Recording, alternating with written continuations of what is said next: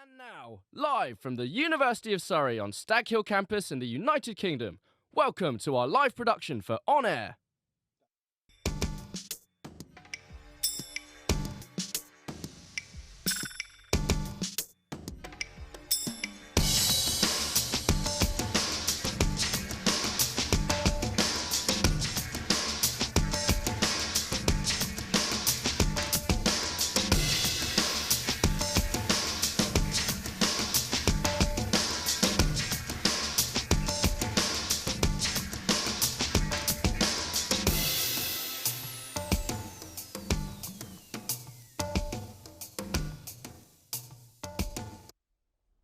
Welcome to Surrey Tapestry, a programme that brings together art, culture and community in Surrey. Today we'll be looking at a film that explores living with dyspraxia. We'll also be discovering the poetry of our campus. And finally, we will uncover the national dresses of our fellow students. 3.5 weeks ago, this programme was just merely an idea. Stemmed from a creative challenge lab, Surrey students came up with interesting content to make a live TV programme from On Air. Led by the wonderful Susan Pratt, a few of us proposed concepts to be included. A member of our production team thought that exploring dyspraxia would be an interesting topic. Sathani, thank you so much for joining me. Thank you for having me. Now, I'm aware that this subject is really important to you, so could you explain what dyspraxia is? Yes, so dyspraxia is a neurodevelopmental condition that affects motor coordination, executive function, spatial awareness. Awesome. Well, thank you for your explanation. Now, in terms of the impact of a dyspraxia diagnosis, could you explain further about that? Yes, so a dyspraxia diagnosis, I think when someone first gets it, it's really insightful because it helps them to understand more about struggles that they've grew up facing and sort of how they can just deal with them better. And I think it does affect children a lot within school, as a lot of primary school is centered around, I guess, motor coordination. And in fact, there is shown to be a significant impact on academic performance, as there are some statistics that do show that kids with dyspraxia on average get less GCSEs than children without. So it is something important to spread awareness and be looked into, as it's quite underdiagnosed. Well, thank you. That was very insightful. Thank you for joining me in the studio. Thank you for having me. With that in mind, the University of Surrey won funding to create public impact from research on dyspraxia. The film was produced, written and directed by staff from the Guildford School of Acting, and one of the leading characters was played by a graduate from the school. Let's have a look at the trailer.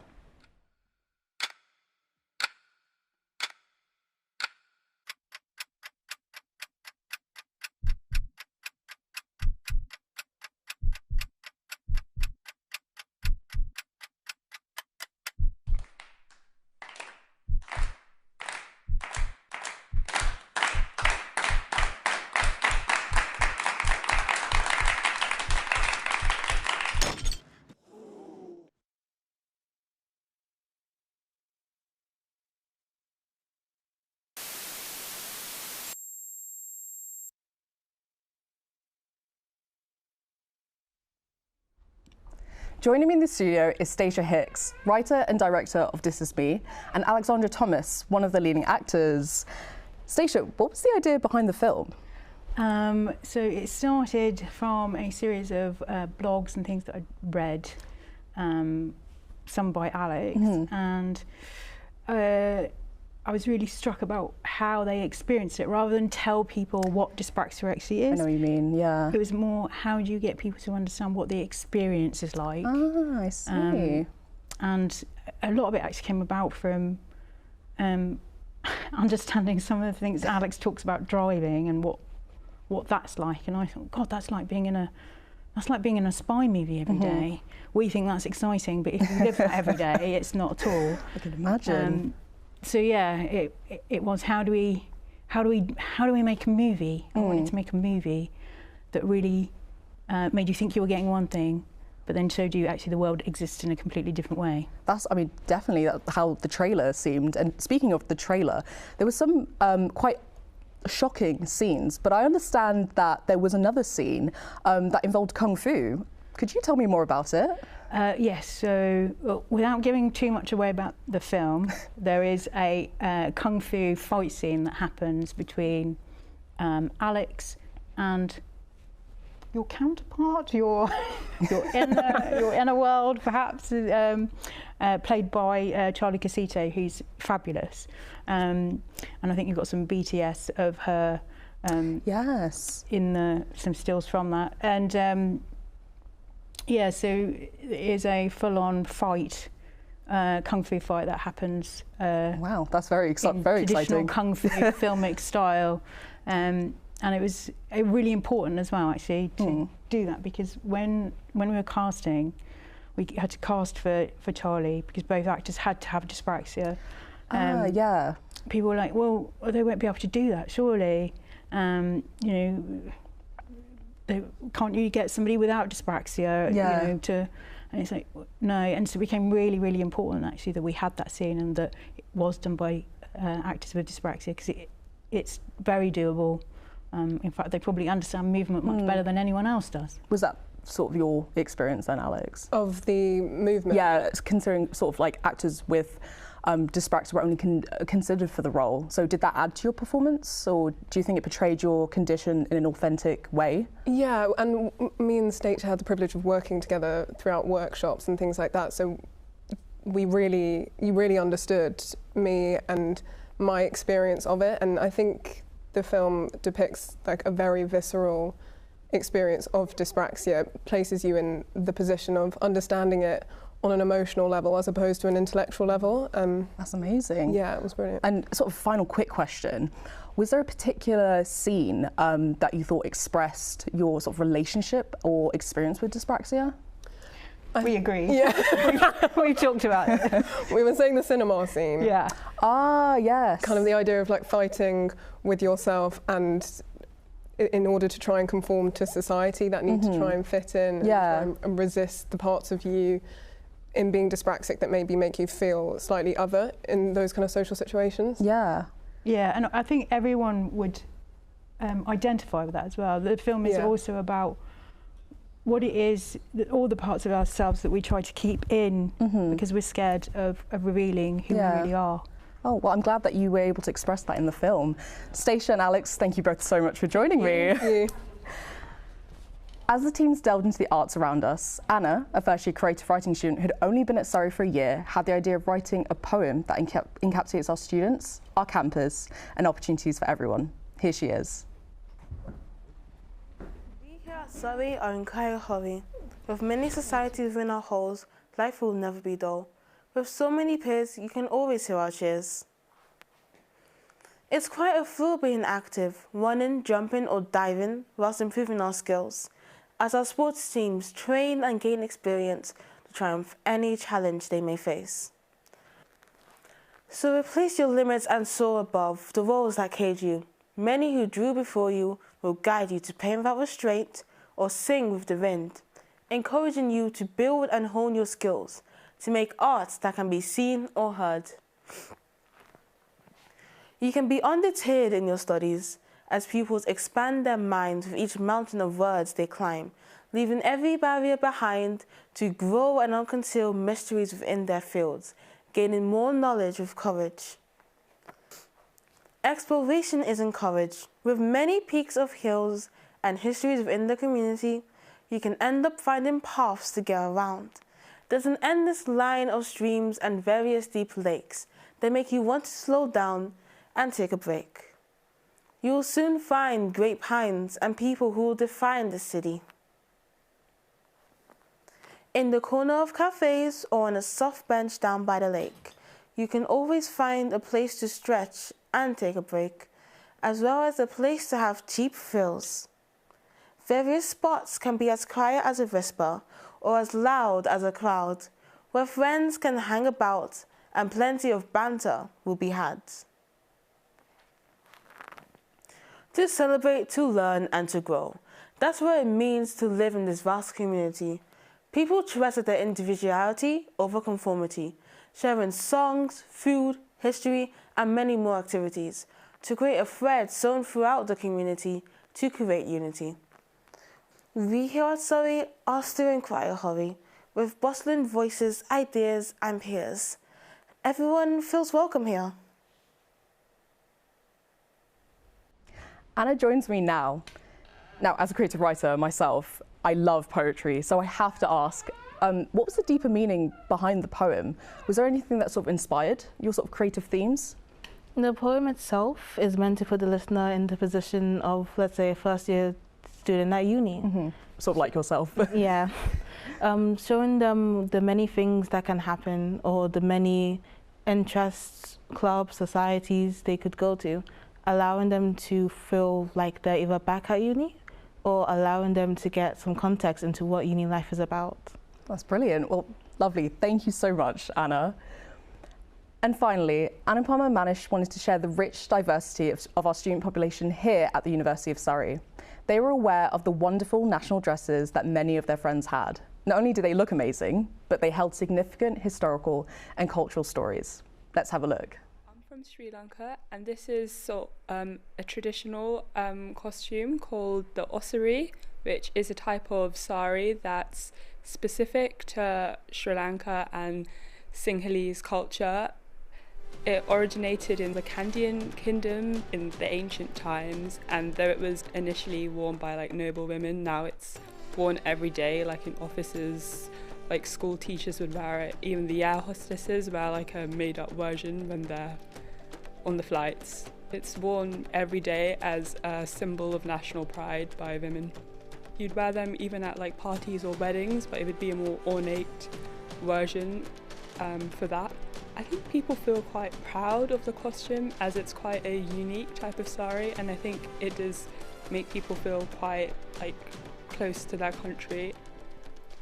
I'm from India, and right now I'm wearing a sari, which is a common costume for Indians. It is also worn on special occasions like the epitome of brides, where we always wear during each and every festival. So it really feels a little bit adorable and powerful after wearing a sari. In different parts of India, sari is worn like a different little touch. Like if I'm wearing a blouse, some of the regions will not wear a blouse. They will drape it in different sections and like in different draping styles. So sari is common, but the draping styles are different, which differs from culture to culture and like regions to region. You can see right now I'm wearing a common Indian sari which consists of pleats and a pallu, and also it is paired with a blouse, and it can be seen that the jewelry is on. I am from Gambia, and my costume is a modern but also traditional version of Gambian attire. This outfit I'm wearing would normally be worn to parties or events such as Eids, naming ceremonies, or just a general outfit to wear when you're going out somewhere fancy. The reason why it looks the way it does is just to represent Gambian culture as a whole, because normally the typical outfits worn on a daily basis is like wrappers or like dresses that are just not as extravagant as this. Typically, most people would wear something similar to this, but also wear modern clothes. So this is more like a reflection. If they really want to wear it, then they can, but it's not compulsory, like you have to wear it for this event. We just wear it because we either like it or we just want to feel special. I'm from China, and today I'm wearing a qipao, which is a traditional Chinese dress. The qipao became popular in the early 20th century and is often worn on formal occasions or festivals. And it is known for its elegant style, close-fitting shape, and beautiful designs, showing both beauty and confidence.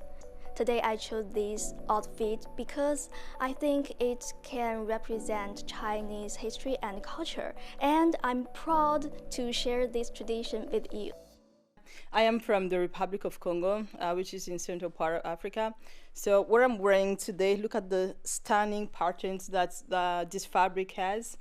It is called wax hollandais. In fact, all the patterns show our identity, and it is well deep in our culture. We use it since the 19th century. It actually expresses a lot of things, some bold statements, political views. For instance, the pattern that I'm wearing, it means my husband is capable. Like, He is able to look after me. This is what it tells. Also, it expresses one's character. Look, for instance, the way the shoulders, the sleeves, are made are different.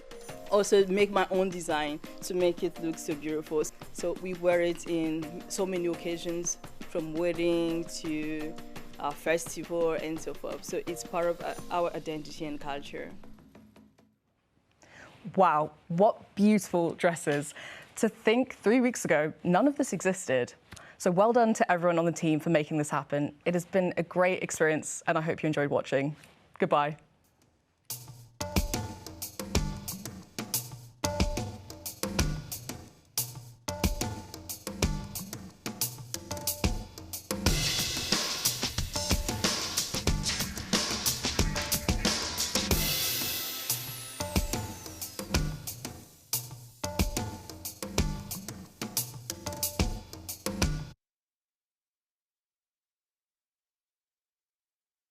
And now, live from our TV studio and Pat's recording studios, welcome to Sounds of Surrey.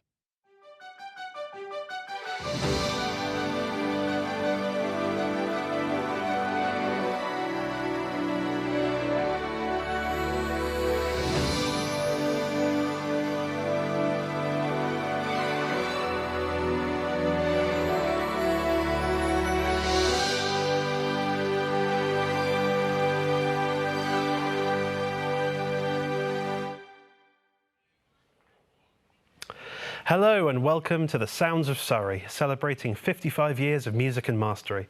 We have a packed programme filled with past graduates sharing their amazing careers and music from across the university. Coming up on our programme, we have Emmy Award-winning composer Michael Price and Grammy Award-winning engineer Ollie Jacobs. We showcase talented students from across the university in big band, performances from 2 student bands and a special performance from our staff band. 55 years ago, the University of Surrey started its music degree and a specialist course in music and sound recording, which brought together the excellence in music teaching and the technology of sound engineering, where students would record musicians and mix live bands to produce a portfolio of work. The students on this course are known as Tonmeisters, from the German for sound engineer. Let's hear from some of our alumni from both courses. My name is Randall Shannon. I left university in 1974, and I've recently stepped on from what I am determined will be my last job as Executive Director of Wexford Festival Opera. My year was the second intake, 1971, so it was a very small department. Even at the end, when there's 3 years, 4 years, there's only about 50 people in the department. One of the great things about being here at the very beginning was we started everything. We set up a music society, and I was secretary of that in my first year and chairman in the second year. And that also got me involved in putting on concerts. The first concert I ever put on, in fact, was 14th of November 1973, which sadly coincided with Princess Anne's wedding, and nobody came. Because I was studying with the principal bass in the Bournemouth Symphony Orchestra, he brought me into the orchestra. So my first work was with the Bournemouth Symphony Orchestra. And I freelanced as a bass player for about 10 years, based in London. Well, early 80s, I got involved with the Arts Council to set up a touring opera company called Opera 80, now English Touring Opera. And I became the fixture, the orchestra manager of that. And that's what led me into a career as a management manager. I've been working in opera for the past 40 years. I spent a surprisingly large part of my life with the Tonmeister programme at Surrey.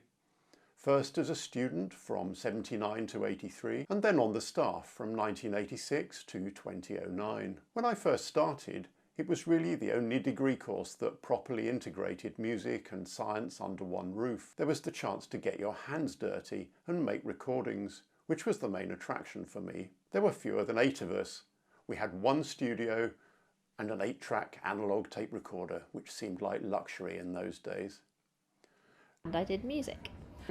Was very involved in the event management side of music project, the module, all the way through my 4 years at uni, and it gave me really good skills from an organising people point of view, communication, being able to facilitate tech and staging and all of these other elements that come into putting on an event. I was very involved in the stage crew at the uni, a lot of people were in the industry or going into the industry, so I had a really good community of people there who were kind of showing me what it was like to be a working professional in those kinds of areas. So yeah, I got a really great opportunity. So I ended up becoming a sound engineer straight out of uni. Still work at the same company. I've been there for 4 years now, doing TV, like reality TV award shows and stuff, doing sound on those.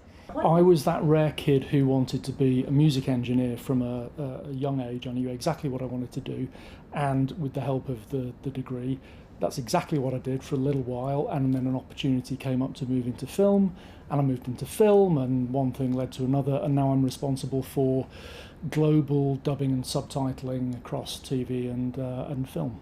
The reason the course is successful is partly it's that balance of the practical and the theoretical, and then certainly when I was at university, it was a sandwich course, third year in industry.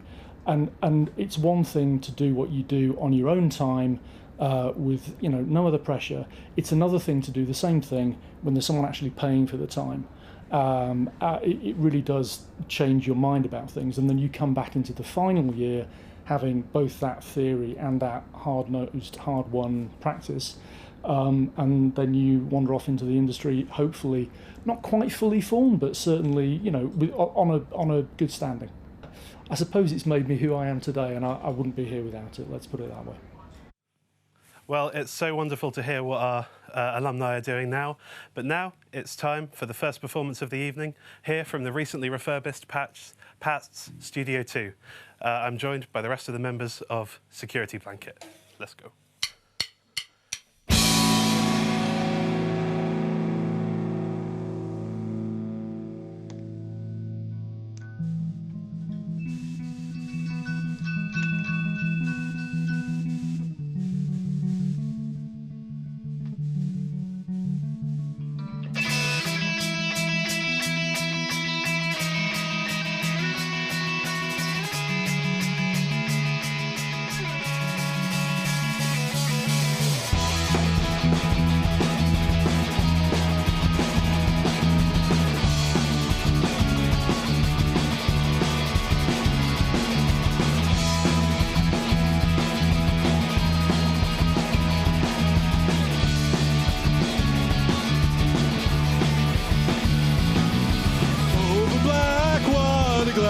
South across to France, there is no way home anymore. Through pieces, a shell left open bound with wires. There is enterprise within the soul. In a bright room without windows, a shadow falls upon the same place for a century. Till you can't see dust upon the tide. Let's die!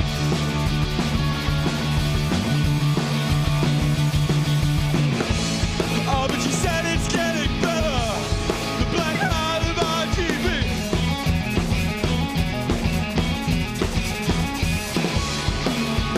Text me when you're home, she said.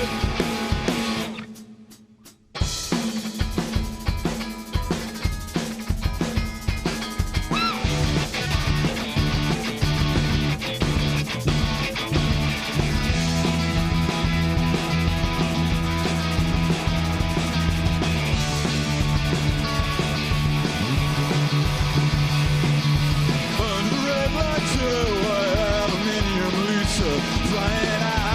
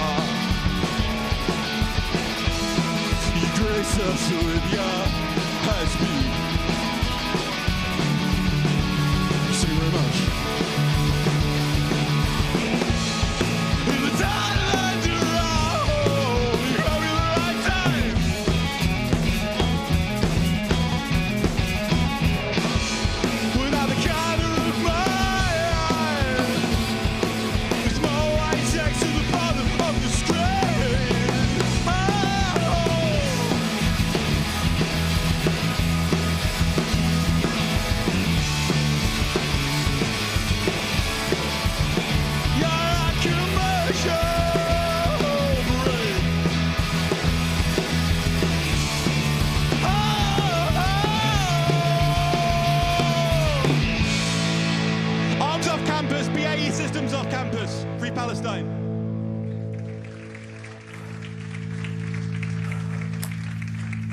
Well, that was the first performance of the night, but now let's change gears and go from the rock and pop of Studio 2 to the large ensembles of Studio 1. It is a performance of Marianne from the University of Surrey's Big Band. Take it away.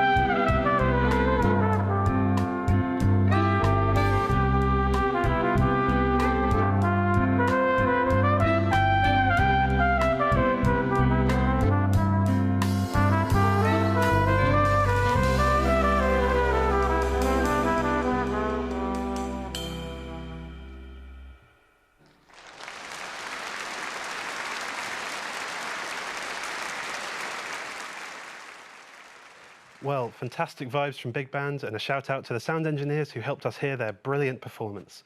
Now, we're returning to one of our graduates from a number of years ago. He is an Emmy winner, Royal Television Society Award winner, Motion Picture Sound Editors Award winner, and has many more prestigious nominations. You will have heard his work in the soundtrack of the series Sherlock, Dracula, or Unforgotten. Michael Price, welcome back to the University of Surrey. Thank you, Gabe, but I haven't done as much exercise as you have in the last few minutes. Very impressive. Thank you very much. I was wondering what attracted you to the University of Surrey and specifically the Tonmeister course in the first place?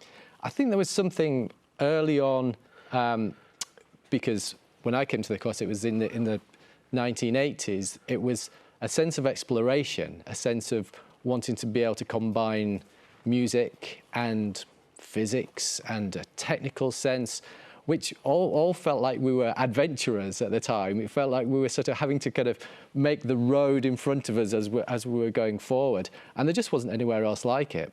And I think when I came here and met my fellow tonmeisters who were equally as eccentric and driven and funny, it felt like I'd come home. That's wonderful. And after completing your time at Surrey, what was your first job in the industry? Well, my first job after graduating was in W.H. Smith's in the record department in Leeds, because I think, like many people, it looks from the outside that there's a kind of a linear straightforwardness to people's careers, but when you're experiencing them, you're looking down the other side of the telescope. And so I spent 5 years doing day jobs, and then so I worked for Smith's, I worked for First Direct, the bank on the phones, but then after writing a bunch of classical music that probably nobody will ever hear, would ever want to hear, then after 5 years I find myself working for an American film composer, Michael Kamen, as his assistant. So yes, you mentioned Michael Kamen. I mean, his career, if you look it up, is quite spectacular. He's worked in films, and he's worked with such diverse bands as Pink Floyd and a wonderful artist like that. How did you find working with him?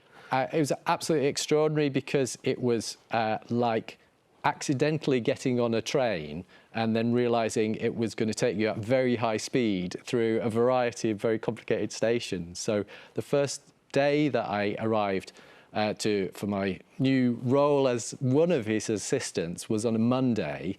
Michael turned up 3 days late on the Thursday, but on a Friday we had to record a full symphony orchestra for a film called Event Horizon with Orbital in a theatre that Michael had just bought.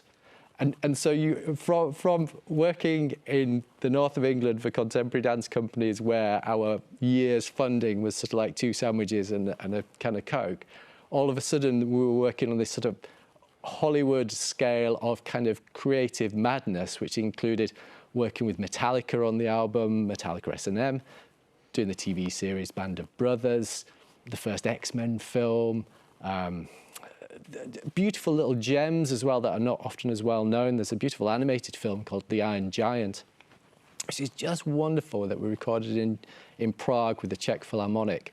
So every week there was madness, but 5 years of that is a pretty good education, I think. It would be. I love The Iron Giant. That's a wonderful soundtrack as well, isn't it? Good film. Beautiful. Yeah, but of course, after working for Michael Kamen, you moved on mostly into working as a music editor. Sure, exactly. Yes. Again, these sort of like accidental 5-year blocks, in that after 5 years with Michael in the musical trenches, you get to know people in all the studios, whether it's in London or in LA or in different European capitals. And so I'd left Michael on very good terms, but to try and work more on my own writing as a composer. But I had a call from the studio manager at Abbey Road at the time saying, oh, we've got 6 weeks freelance work on, can you do some Pro Tools on a film? I said, for sure, you know, count me in. And I didn't even know what the film was. And so when I showed up on that one on a Monday morning, I said, what are we doing? And one of the other engineers there said, I think it's Wizards or something. And that was the first Lord of the Rings film. And so accidentally, I ended up doing all 3 films, all 3 director's cuts, and become the lead music editor on the Lord of the Rings trilogy, but very much accidentally rather than deliberately. And it wasn't just the Lord of the Rings films, of course, that you worked on in this time. Some other classics, a little film people at home might have heard of called Love Actually as well. Bless it. I mean, it was, again, this sense of sort of a little bit of saying yes without quite knowing what it would entail seems to have led me to some interesting places. So it was literally that somebody said that they knew somebody who was the Lord of the Rings music editor. I'd never worked on a romantic comedy or a sort of a songs-based film before at all. So I went in to meet Richard Curtis on sort of day one of Love Actually, but fortunately Richard hadn't directed a film either. So it's his first film as a director, mine's a music editor. And we spent probably a good 9 months locked in cutting rooms in Soho, playing Motown tracks to each other. And it was, people often say that the making of horror is always really funny, because you end up in a sort of an opposite mindset depending on what's on screen. But having said that, Love Actually was difficult but joyful really all the way through, and really is one of those films now that a lot of people re-find 20 plus years later. I think that the fun that went into it probably certainly comes across in the film itself, especially the soundtrack. Was it another happy accident that led to you starting to get picked or putting yourself forward to doing scores for film and television under your own baton, so to say? Yeah, I think that there is a sense of becoming ready, again, sort of unconsciously ready, in that looking back now, if I'd have perhaps had the chance to score something like Sherlock when I was 25, I think I would have made a right Horlicks of it. I just don't think I would have had the context or the experience for it.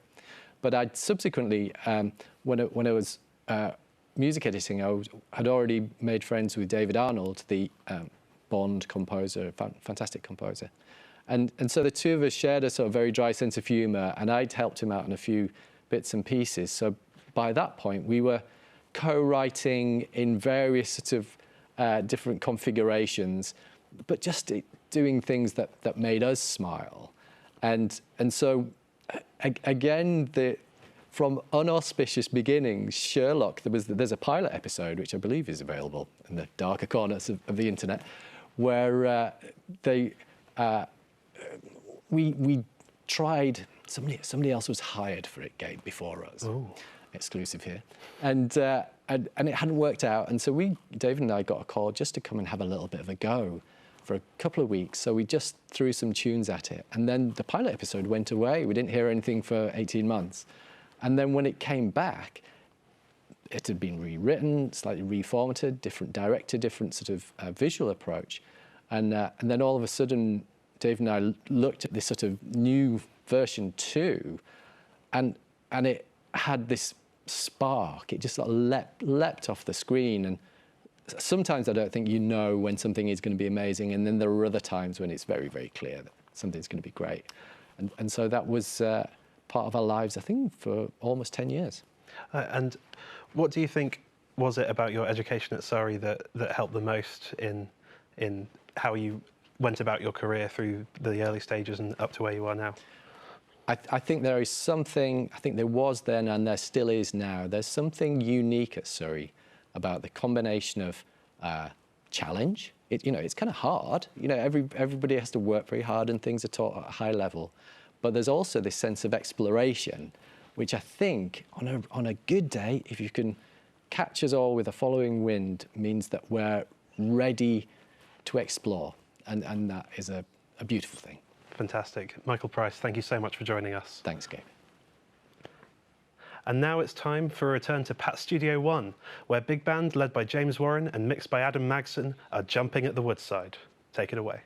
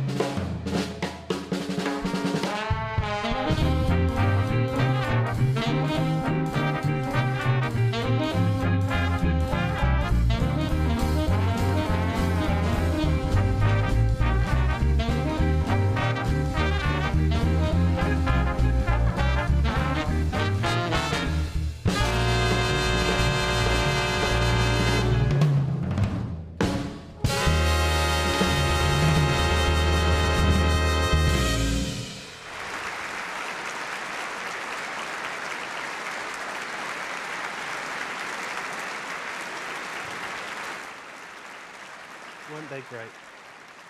Here at Surrey, we are lucky enough to have a host of different ensembles, choir, orchestra and jazz orchestra. But now it's time for a return to pop. It's second year Tonmeisters and Friends Sunday Club. Take it away.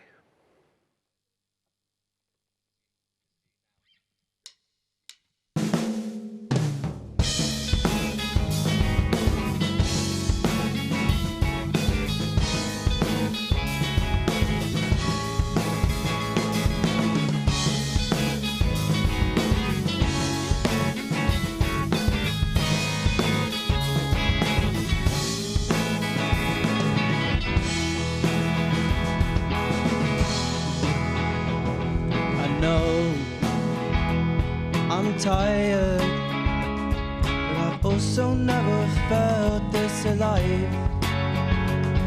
The lights are blinding, and the music has started to go into overdrive. I know it's crazy, I know it's dumb, and it's not your fault, it's mine. At least I didn't get too carried away this time. Saw it in my eyes too, but I just knew it was way too good to be true. There was something out of the movie, 'cause most of them were fiction and real life. I looked in your direction and caught you staring back at mine, and now I'm starting to think that you were giving me false signs.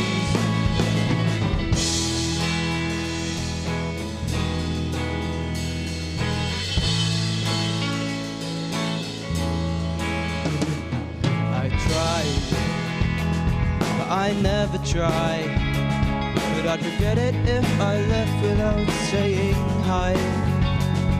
Sometimes it feels right, even if the game's impossible. Well, now I know it was impossible, and I know it's crazy, and I know it's dumb, and it's not your fault, it's mine. At least I didn't get too carried away this time. Saw it in my eyes too, but I just knew it was way too good to be true.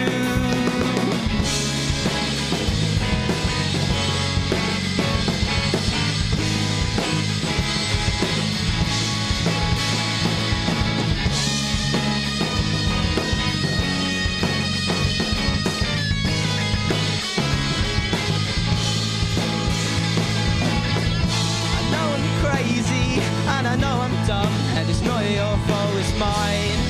At least I didn't get too carried away this time. A friend saw it in my eyes too, but I just knew it was way too good to be true. 'Cause it was something out of a movie, 'cause most of them all fiction and all lies. I looked in your direction and caught you staring back at mine, and now I'm starting to think that you were giving me. It was something out of a movie, 'cause most of them are all fiction and all lies. I looked in your direction, caught you staring back at mine, and now I'm starting to think that you were giving me false signs.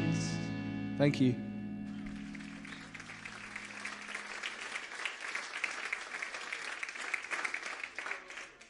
Well, what a great performance. Earlier, we were lucky enough to welcome Ollie Jacobs to the studio. He is a 3-time Grammy Award-winning sound engineer and a graduate from the Music and Sound Recording course here at Surrey in 2014. I asked him what led him to this course. What led me to the Tonmeister course? I really wanted to work in music, and I really wanted to do something that combined technology and music. And when I said that to my music teacher at the time, a guy called Michael Oakley at my school, he was like, oh, there's this place called the Tonmeister course at the University of Surrey, and it's kind of the best one. It's pretty hard to get into, and you're going to have to like switch course a bit on what you're studying. But if this is what you're really serious about, this is what you should go and do. So I did some research, and I managed to chat to some people who had been on the course before. and it kind of seemed like it ticked all the boxes in that it combined everything that I love, which is music, it's technology, it's record making, it's musicians, it's twin with a music school. So it was kind of a no-brainer, and I was a little bit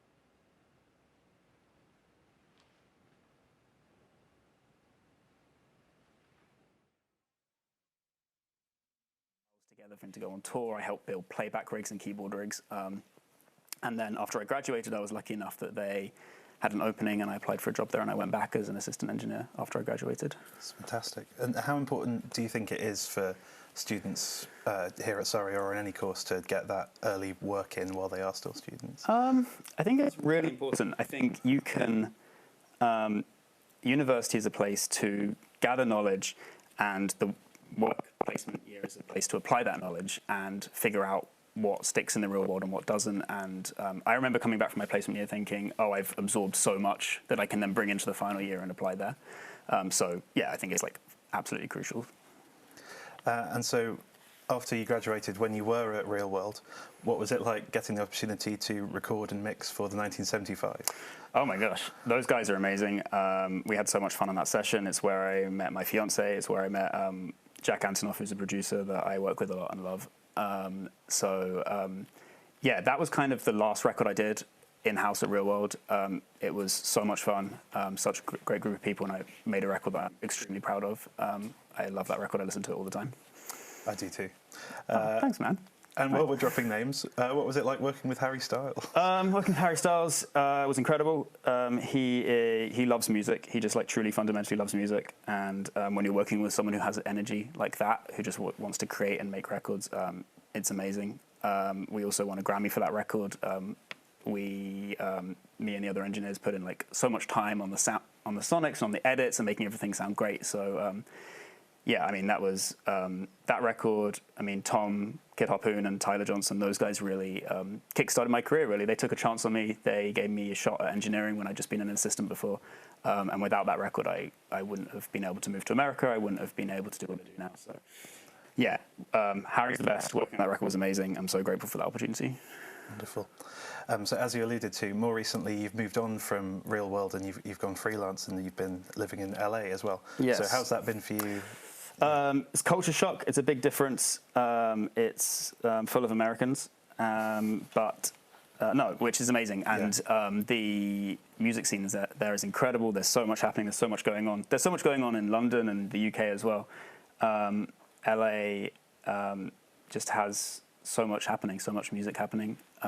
As an engineer, there's a lot of opportunity there. The main reason I moved there was for love. If I'm being honest. That's a good reason. I never saw myself moving there forever, but now it's my home, and I love being there. I love working there. And since moving there, you've been working on even more iconic acts like Sabrina Carpenter and, of course, Taylor Swift recently. How's that been? I feel extremely lucky that I get to work with people who are the most talented at what they do. They're like unbelievable creative forces with a really clear vision who execute it in an amazing manner while being friendly to everyone, while respecting everyone, while being like kind of like pushing the boundary of what pop music can be. And yes, Sabrina and Taylor, I mean, are two great examples of incredible musicians. It's just like so much fun working with them. It almost doesn't feel like work. It's just like we're just like friends having fun in a room. Yeah, so lucky to get through those records. As much as you may have a great time making the records, do you find that there's more pressure when you know just how much exposure there will be on the finished project that you're mixing or engineering? That is a great question. Is there more pressure? I think you should always try and do your best work and put your best foot forward, regardless of what the outcome of a record's going to be, whether it's going to be listened to by your mum and your grandma, or if it's going to be half the world. I think the added pressure comes from wanting to do a great job for them and wanting to make sure you're portraying their vision correctly. And in that case, Jack, the producer, making sure that we're helping him as best we can to put forward the artist's vision. So I think for me, that's where the pressure comes from, is like, kind of like, don't mess this up, really. And speaking of a very exposed situation that you didn't want to mess up, how was mixing live for the Super Bowl halftime show? Super Bowl was crazy. Again, like another unbelievable, incredible team of creative people who, just always put their best foot forward. The show was crazy. I think it's the most watched thing ever on TV, like 120 something million. It just won an Emmy Award for Best Musical Direction. Again, like, I'm just kind of like blown away and overwhelmed that I was asked to do that. And eternally grateful for Kendrick and the team for asking me. It was like a crazy, crazy opportunity to get to do that.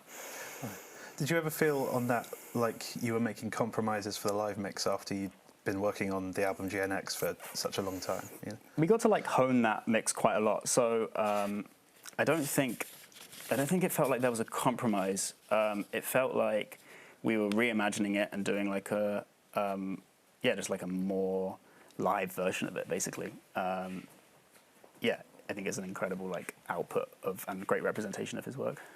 Right, and that's fantastic. Finally, it's wonderful to have you back on campus. What's brought you here? What brought me here? The University of Surrey, and specifically for me, the Tom Meister course, gave me so much when I was starting out. And I think as a student, one of my favourite things, when people who were doing this for a career came and spoke to us and gave some experience and gave some insight into their progression in their life. And I really want to try and give a bit of that back and try and inspire some people. It's such like a unusual job that I think it's like really important that people talk about it. And I think it's like fun to talk about it and talk to people who are like young and excited and inspired and just at the start of their career. So that's why I really wanted to come back and chat to everyone. Ollie Jacobs, thank you so much for joining us. Thank you so much, Gabe. It is Gabe, right? It is Gabe. Yes. Yep, it's still Gabe. It's lovely to hear about the great success that follows our alumni. Ollie, in particular, has had a remarkable year, and we hope that his star only continues to rise. But back to the staff that teach us and keep our studios running. Please welcome a fun and funky performance from the Scarmeisters, with John Warburton on keys, Rupert Flint on bass, Sam Sarjadid on percussion, Christos Husidis on drums, Randy Alley on steel pan, Russell Mason on the trumpet, Natasha Vinga on baritone sax, John Priest on vocals, and John O'Madrick on guitar, aka the Scarmeisters. Hey, you! Don't watch that! What's this? This is the heavy, heavy monster sound! The nuttiest sound around! So if you've just come off the street and you're beginning to feel the beat, well, listen, Buster, it's time to move your feet to the rockinest, rock-steady beat of the Scarmeisters! One step beyond!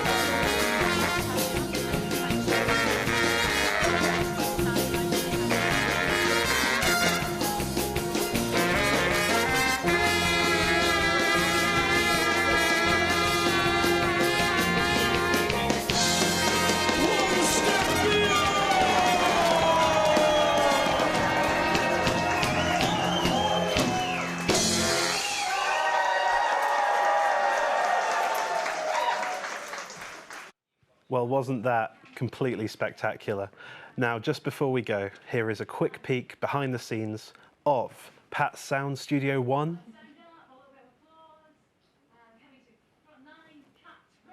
Pat's Sound Studio 2,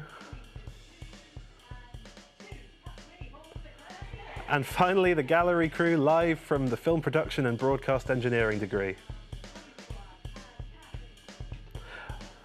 Well, that is all we have time for from the University of Surrey. We've had a brilliant time sharing our music and graduates with you. Enjoy the rest of the broadcast. From the University of Surrey, it's goodbye.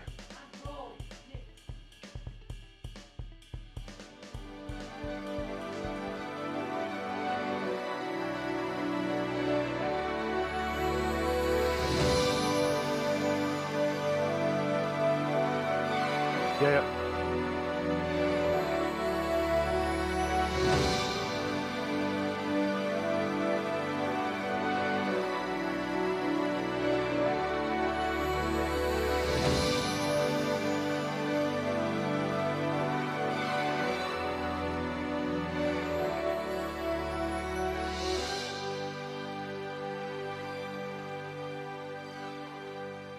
Handing you back to our transmission control in central London.